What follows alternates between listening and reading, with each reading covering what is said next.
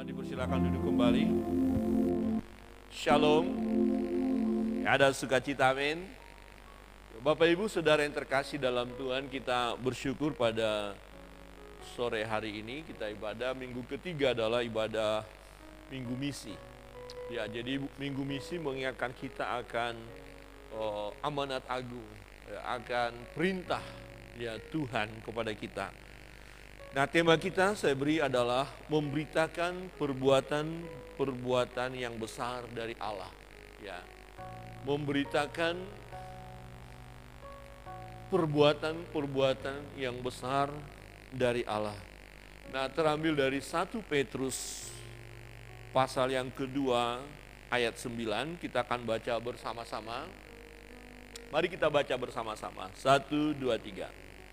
Tetapi kamulah bangsa yang terpilih, imamat yang rajani, bangsa yang kudus, umat kepunyaan Allah sendiri, supaya kamu memberitakan perbuatan-perbuatan yang besar dari Dia, yang telah memanggil kamu keluar dari kegelapan kepada terangnya yang ajaib. Saudara yang terkasih dalam Tuhan, ya, kita melihat kebenaran firman Tuhan, dikatakan supaya kamu memberitakan perbuatan-perbuatan yang besar dari Dia. Tetapi kamulah bangsa yang terpilih. Nah, mengapa kita dipilih oleh Tuhan? Mengapa saudara menjadi pribadi yang percaya kepada Yesus? Pribadi-pribadi yang diselamatkan. Dan mengapa kita dijadikan imamat yang rajani? Ya, imamat berbicara perantara antara manusia dengan Allah, ya, atau dari Allah kepada manusia yang lain. Dengan kata lain, mengapa kita dijadikan ya imam-imam? Ya. Dan kemudian dijadikannya kita menjadi bangsa yang kudus. Ya, yang tadinya tidak kudus kemudian dikuduskan menjadi satu, ya, disebut bangsa atau kelompok. Ya, di mana kita menjadi orang-orang yang dikuduskan dan kita menjadi umat kepunyaan Allah. Saudara dan saya adalah umat kepunyaan Allah. Kita ini kepunyaan Allah. Tapi apakah semua manusia menjadi umat kepunyaan Allah?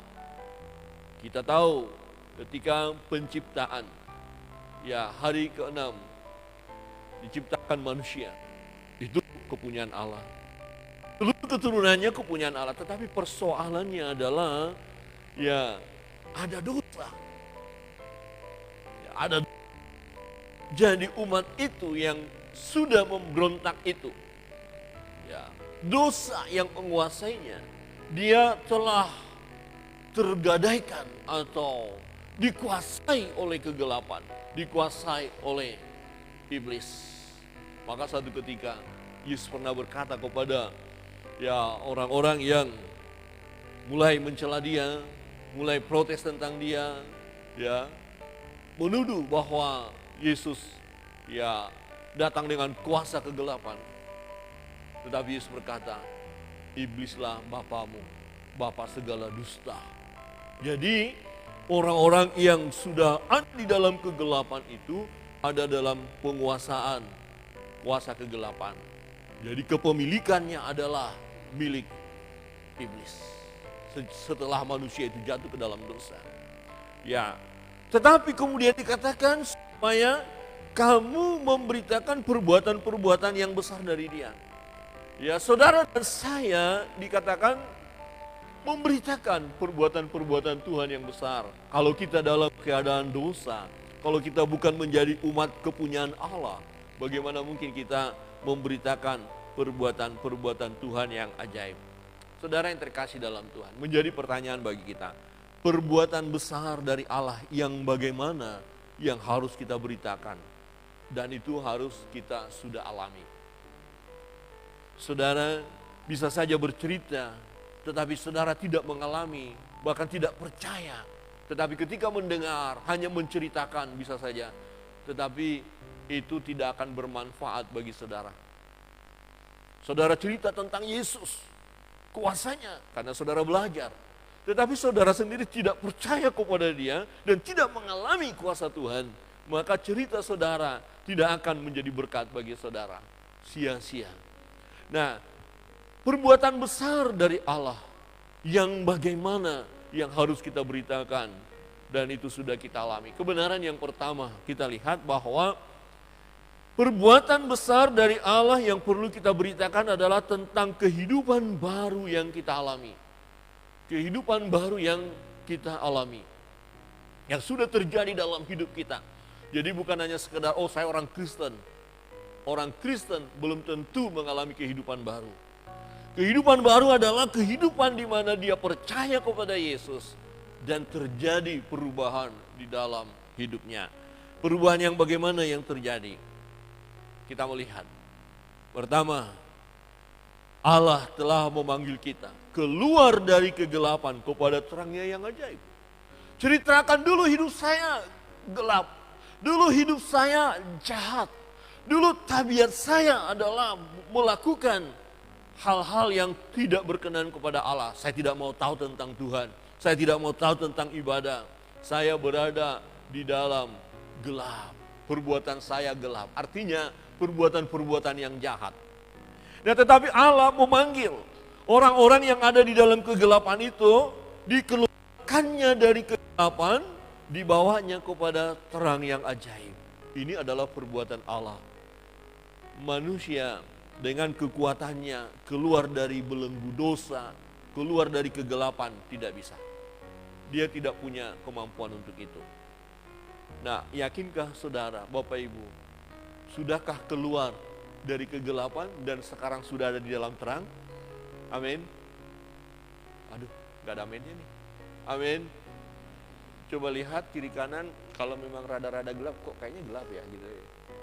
Halo, sudah terang? Hampir?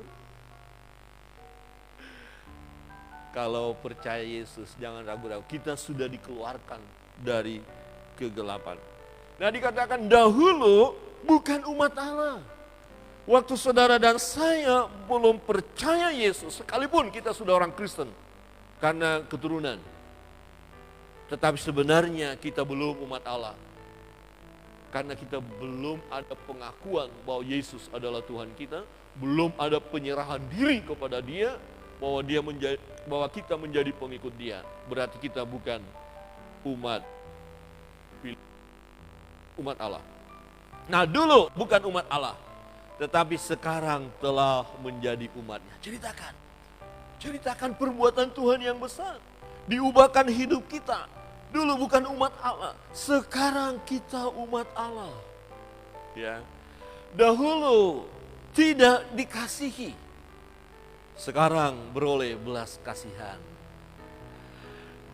Ya, banyak orang Kristen tidak menyadari hal ini.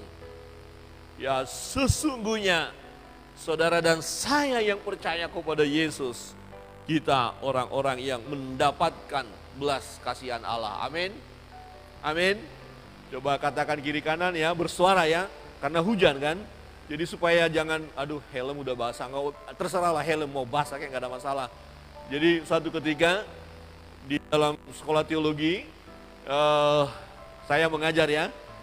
Kemudian pas lagi ibadah kapel, mahasiswa sudah mulai lari. Mau lari kemana? Lagi ibadah, fokus. Hujan Pak, biarin aja, mau basah-basah.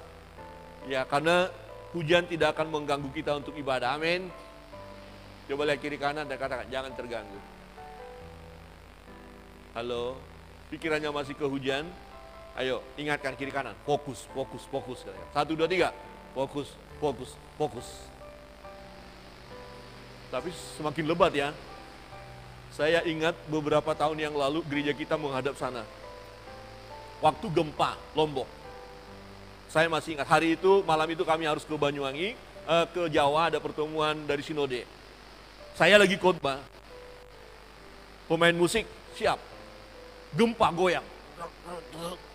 Saya bilang, saya lagi khotbah. Hanya saya berpikir, saya bilang tahan, tiba-tiba gereja ini roboh, kita mati semua.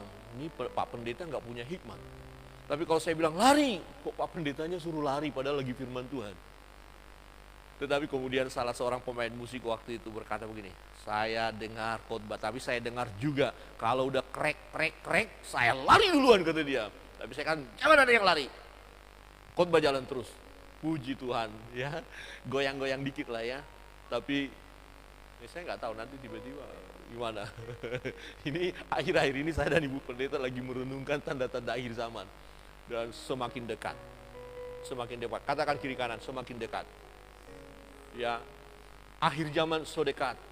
Jangan berbuat dosa lagi. Bertobatlah, bertobatlah. Sebab kerajaan Allah sudah dekat. Amin. Coba kiri kanan senggol dikit. Bertobat, bertobat. Nah, masalahnya masih banyak orang yang belum bertobat. Kita sudah bertobat. Pertobatan awal adalah berjumpa dengan Yesus. Dulu bukan umat Allah, sekarang sudah umat Allah. Dulu tidak dikasih, sekarang dikasihi. Saudara dikasih oleh Tuhan. Dahulu sesat. Nggak tahu jalan pulang seperti domba yang sesat itu. Dulu hidup kita liar, pikiran kita kacau, perkataan kita kacau, suka memaki, melakukan hal yang jahat. Dulu sesat, berjalan tidak jelas arahnya. Kalau mati bagaimana? Bingung, kemungkinan akan masuk neraka. Tapi kita bukan orang yang sesat. Pujian tadi. Yesuslah jalan dan kebenaran dan kehidupan.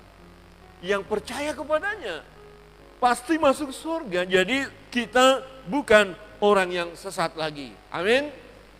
Coba lihat kiri kanan dan katakan, kau tidak sesat lagi. Dan jangan mau tersesat, karena penyesat sedang bekerja keras sekarang. Akan banyak orang yang mulai disesatkan dengan berbagai cara. Supaya orang-orang yang menyebut dirinya sebagai orang Kristen akhirnya tidak lagi menjadi pengikut Kristus. Ini yang roh antikristus itu sudah bekerja luar biasa. Dahulu kita sesat, sekarang tidak lagi. Ceritakan ini perbuatan Tuhan yang besar. Ini perbuatan Tuhan yang ajaib. Seseorang ketika dia dulu sesat tetapi sekarang tidak sesat, itu hanya bisa terjadi oleh karena karya Allah. Kalau bukan karena Tuhan yang membawa seseorang keluar dari kesesatan itu, tak seorang pun yang bisa keluar dan tidak mau keluar. Dia akan asik dengan kesesatannya. Tetapi karya Allah luar biasa. Ceritakan, dulu saya sesat, tapi sekarang saya bukan orang yang sesat. Saya sudah tahu jalan dan kebenaran itu. Saya sudah berjumpa dengan Yesus. Saya sudah percaya kepada Dia. Saya tidak ragu-ragu menjadi pengikut Kristus. Karena yang percaya kepadanya tidak binasa, melainkan peroleh hidup yang kekal. Yesus berkata, akulah jalan dan kebenaran dan hidup. Saudara yang terkasih dalam Tuhan, mari kita membaca ayat 25. 1, 2, 3. Sebab dahulu kamu sesat seperti domba, tetapi sekarang kamu telah kembali kepada Gembala dan pemelihara jiwamu. Kita sudah kembali kepada Yesus. Kita sudah bersama dengan Yesus Sang Gembala yang baik itu. Dan Dia pelihara jiwa kita. Pelihara hidup kita. Masa kini Dia pelihara kita. Tetapi juga masa yang akan datang. Jadi jangan takut tentang kematian. Apapun peristiwa yang akan terjadi kita hadapi. Karena Tuhan mengasihi kita, Tuhan memberi yang terbaik bagi kita. Dia gembala yang baik dan memelihara jiwa kita. Saudara, perhatikan. Perubahan itu semua terjadi. Dulu gelap, sekarang terang. Dulu sesat, sekarang jalan benar. Dulu bukan umat Allah, sekarang menjadi umat Allah. Dulu enggak dikasihi, sekarang menerima kasih Tuhan. Nah, perubahan itu semua terjadi. Bukan karena kekuatan kita, bukan karena kekuatan saudara, bukan karena usaha kita, melainkan melalui pengorbanan Yesus Kristus. Hanya dengan darah Yesus. Dan dari kita adalah meresponi secara positif pengorbanan Yesus itu. Artinya kita percaya kepada Dia. Kita baca ayat 24. 1, 2, 3. Ia sendiri telah memikul dosa kita di dalam tubuhnya di kayu salib, supaya kita yang telah mati terhadap dosa hidup untuk kebenaran. Oleh bilur-bilurnya kamu telah sembuh. Ia sendiri memikul dosa-dosa kita. Ceritakan perbuatan Tuhan yang besar ini, yang luar biasa ini. Perbuatan besar dari Allah, di mana Yesus Kristus, Sang Putra itu, rela mati di kayu salib. Untuk apa? Itu tadi yang kita lihat, perubahan dari diri seseorang. Dan sekarang masih banyak orang yang belum menjadi umat Allah. Masih banyak orang yang belum mengalami kasih Tuhan itu karena mereka belum datang kepada Tuhan. Masih banyak orang yang masih sesat. Masih banyak orang yang hidup dalam kegelapan. Siapa yang akan menceritakan perbuatan Allah yang besar? Orang yang percaya tadi. Orang yang sudah mengalami pembaharuan. Saudara dan saya sudah dibaharui oleh Tuhan. Dan ceritakanlah perbuatan Tuhan yang besar itu. Yang bisa mengubah kita. Ya, yaitu Dia, Yesus Kristus. Ya, yang memikul segala dosa kita di kayu salib itu, membuat kita menjadi pribadi-pribadi yang baru. Rasul Paulus berkata begini, setelah dia percaya Yesus, hidupku bukan aku lagi, melainkan Kristus yang ada padaku. Ya, yang lama sudah berlalu, yang baru sudah tiba. Dia sudah mengenakan hidup yang baru. Pastikan hidup saudara adalah hidup yang sudah dibaharui oleh Tuhan. Amin. Amin. Sekali lagi lihat kiri kanan dan katakan dibaharui. Suara keras, dibaharui. Ya. Perbuatan besar dari Allah yang bagaimana yang harus kita beritakan. Supaya kamu memberitakan perbuatan-perbuatan besar dari Dia. Apa? Perbuatan apa? Ya. Kebenaran yang kedua adalah Allah menolong kita menjalani cara hidup yang benar. Jadi kita sudah percaya Yesus. Apakah dalam perjalanan hidup ini kita selalu baik-baik saja? Selalu memuliakan Tuhan, selalu pikirannya benar, selalu perkataannya benar, selalu perbuatannya baik? Tidak. Masih digoda kita untuk melakukan hal yang jahat. Masih digoda kita, tabiat lama muncul yang tadinya suka mabuk-mabukan, setelah bertobat tidak mabuk lagi, digoda lagi untuk mabuk. Maka ada seseorang, dan dulu saya mengalami, dulu saya juga minum di jalanan, ketika saya bertobat, langsung mulus, kambuh lagi, minum lagi, dan itu proses. Nah, untuk itu supaya benar-benar keluar ya dari tabiat lama, kita membutuhkan pertolongan Allah. Maka ketika kita lihat orang itu penjahat kelas kakap, dia sudah masuk penjara, kok sekarang jadi hamba Tuhan, kok sekarang jadi pelayan Tuhan. Itu karena perbuatan Tuhan. Kalau bukan karena perbuatan Tuhan, dia tidak akan bisa melakukan perbuatan-perbuatan yang baik. Jadi ternyata dalam perjalanan hidup kita, Bapak Ibu Saudara yang terkasih dalam Tuhan, kita berada dalam situasi seperti itu. Jangan berkata, oh saya sudah percaya Yesus, maka semua akan baik saja. Enggak. Saudara digoda, pasti. Hari ini mungkin ada di antara saudara yang rasanya tadi pagi saya gagal ini, saya digoda deh. Yang sebelah, ya yang tetangga sebelah itu cari gara-gara. Ya, seharusnya saya mengasihi dia, tapi hati saya ini udah terpancing, nggak bisa ditahan lagi. Akhirnya saya marah sama dia, kira-kira begitu. Itu digoda itu namanya. Ya. Orang itu menyakiti hati saya, sebenarnya saya nggak mau sakit hati, saya tidak mau dendam. Tapi kelakuannya itu loh, akhirnya mulai tergoda kita dan kemudian mulai sakit hati. Saya mau bertanya, siapa di antara kita yang tidak pernah sakit hati? Dan sudah menjadi orang Kristen. Saya sudah jadi orang Kristen, kemudian nggak pernah sakit hati. Ada yang berani angkat tangan?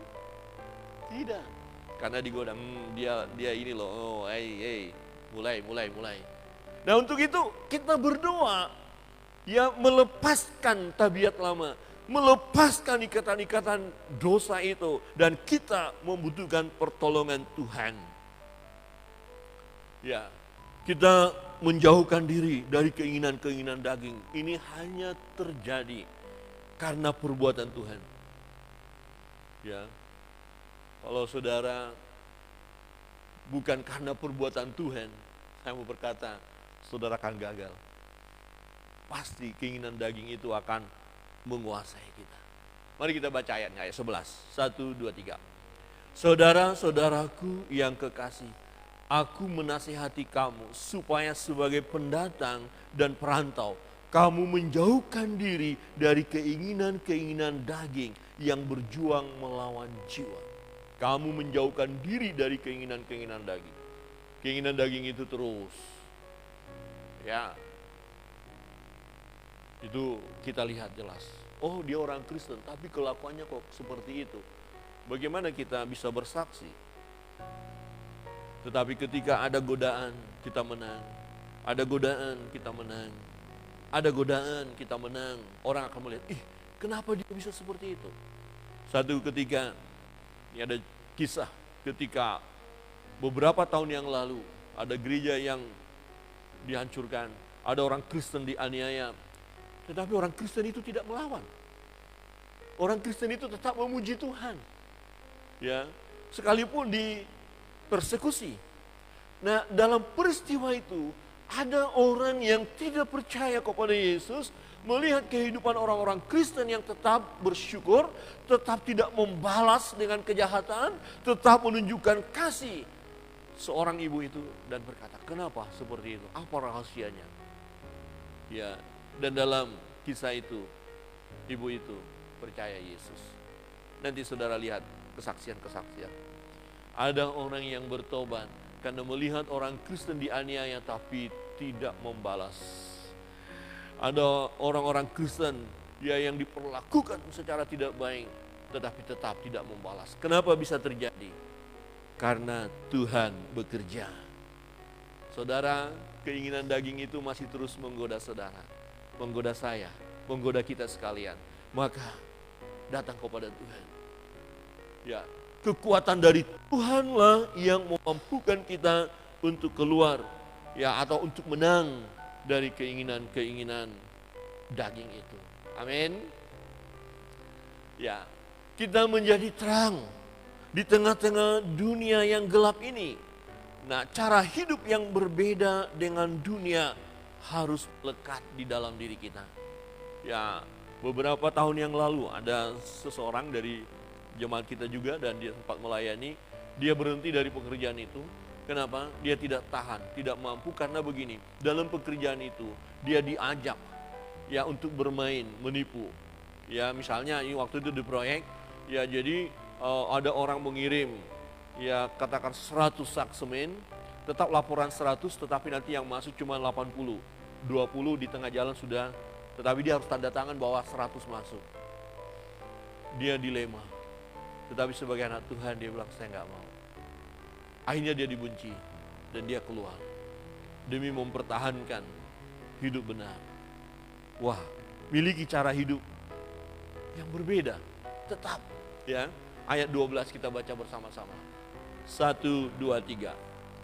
Milikilah cara hidup yang baik di tengah-tengah bangsa-bangsa bukan Yahudi, supaya apabila mereka memfitnah kamu sebagai orang durjana, mereka dapat melihatnya dari perbuatan-perbuatan yang baik dan memuliakan Allah pada hari Ia melawat mereka. Wah, ini dipojokkan orang Kristen. Dia lakukan hal-hal yang lain yang pokoknya ya mau dituduh bahwa kita melakukan hal yang jahat. Tetapi orang melihat hidup kita ini sebagai kesaksian. Ya, orang melihat gak ada alasan bagi kita untuk menjatuhkan orang itu. Karena memang dia benar. Dia tidak bersih. Ini penting bagi kita. Ya, perbuatan Tuhan yang ajaib memampukan kita memiliki cara hidup yang baik, tidak tergoda ya dengan orang-orang yang melakukan perbuatan-perbuatan dengan cara-cara yang tidak baik, dengan perbuatan-perbuatan yang gelap. Kita tidak tergoda. Kita tetap mempertahankan diri kita sebagai orang benar. Dan itu bisa terjadi karena kuasa daripada Tuhan. Amin. Amin. Ini banyak anak-anak muda. Anak-anak muda kalau tidak kuat imannya diserang habis. Ya, di tempat kita ini ya, di kota yang luar biasa, godaannya luar biasa. Ya, godaannya luar biasa. Dan kalau tidak memiliki cara hidup yang baik, sama saja kita hidup dengan cara mereka. Oh, coba kita lihat, ada orang-orang Kristen, berapa banyak yang datang ke gereja pada saat hari Minggu, padahal ada kesempatan untuk datang beribadah. Lebih menggunakan waktu untuk hal yang dunia, berpoya-poya, senang-senang, ya, tidak mengisi kehidupannya dengan cara yang benar. Bersyukur kita boleh terus mengisi kehidupan kita dengan cara yang benar. Amin. Coba lihat kiri kanan dengan senyum ya, jangan marah ya. Dan katakan, isi hidupmu dengan cara yang benar. Ada amin? Amin? Aduh, ini hidup saya nggak benar ini. Ya selesaikan. Saya tidak mau hidup yang dengan cara yang tidak benar ini. Selesaikan. Tuhan, tolonglah saya supaya cara hidup saya yang keliru ini saya lepaskan. Dan saya mau mengenakan cara hidup yang benar. Ketika orang melihat cara hidup kita yang benar, orang yang melihat itu memuliakan Tuhan. Hebat orang itu ya, luar biasa saudara saya itu. Luar biasa imannya. Ya, dipancing untuk berbuat dosa, dia tidak mau. Dia tetap menunjukkan jati dirinya sebagai orang percaya. Akhirnya orang lain dikatakan apa? Ketika mereka melihat perbuatan-perbuatan kita, mereka memuliakan Allah. Luar biasa orang itu sebagai orang Kristen. Luar biasa Allahnya, Tuhannya. Saudara yang terkasih dalam Tuhan, mengikuti kehendak Allah untuk berbuat baik, ini adalah perbuatan Tuhan yang besar. Ya, ayat 15 kita baca bersama-sama. 1, 2, 3. Sebab inilah kehendak Allah, yaitu supaya dengan berbuat baik kamu membungkamkan kepicikan orang-orang bodoh. Jadi orang yang menuduh kita melakukan hal yang tidak baik, menghina kita, menyepelekan iman kita, nggak ada masalah. Karena apa? Mereka melalui kita, Allah hendak baik, maka apa yang mereka tuduhkan tidak beralasan, tidak benar. Itu namanya membungkam kepicikan orang-orang yang bodoh itu. Ya, misalnya begini, orang menuduh kita berbuat salah, diadukan kita ke pengadilan supaya kita masuk penjara. Tetapi dari orang-orang yang meneliti hidup kita yang benar, maka tuduhan-tuduhan itu tidak mempan. Ya, dan berkata kalian menuduh dengan cara yang salah, kalian harus ya dihukum. Saudara yang terkasih dalam Tuhan, pertahankan kehidupan yang baik, karena perbuatan baik itu adalah kehendak Allah dalam hidup kita. Amin. Ya, coba lihat kiri kanan dan katakan, Tuhan menghendaki engkau berbuat baik. Ya, memang kita tidak sempurna. Ya, jangan merasa nanti, aduh saya gagal. Kadang-kadang ada kalanya kita gagal berbuat baik. Tapi berserulah kepada Tuhan. Nah, disinilah kekuatan Allah kita rasakan. Dulu hidup saya nggak seperti ini. Tapi ketika saya mengandalkan Tuhan, ketika saya berdoa, ketika saya menyembah Dia, ketika saya merenungkan firman Allah, ada kekuatan baru, ada semangat baru, dan ada kemampuan untuk melakukan hal yang baik dan benar. Ceritakan perbuatan-perbuatan Tuhan yang besar. Perbuatan-perbuatan besar dari yang bagaimana, yang harus kita beritakan, dan itu sudah kita alami. Kebenaran yang ketiga adalah kesediaan kita menderita demi mempertahankan iman dan bersaksi. Ya, kita melihat bagaimana Bapak Ibu ikutinya, saudara, di Iran. Ya, beberapa 2 hari yang lalu kami ada pertemuan di Kintamani. Nah, kemudian ada seorang dosen, ya, Tuhan berkata, ya ketika kami melihat waktu doa pagi itu, banyak orang yang meninggal di Iran karena mempertahankan imannya. Ya, sudah banyak mati martir. Tetapi sekarang terjadi apa? Banyak sekali orang yang datang kepada Yesus.